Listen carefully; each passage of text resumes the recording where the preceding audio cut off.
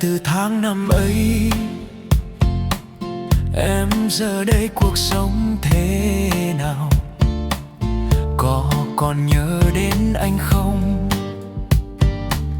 Lời hứa xưa còn đâu nữa?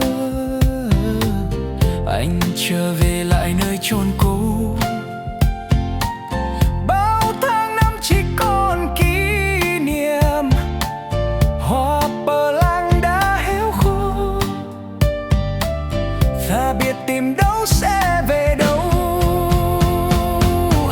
Hết tình yêu rồi, từ nay về sau ta biết đi về đâu.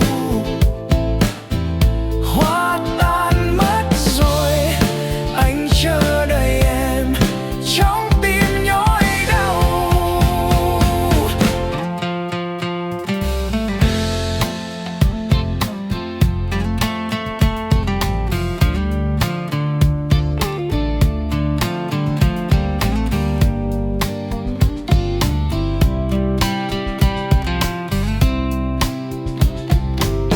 Anh chờ em từ tháng năm ấy.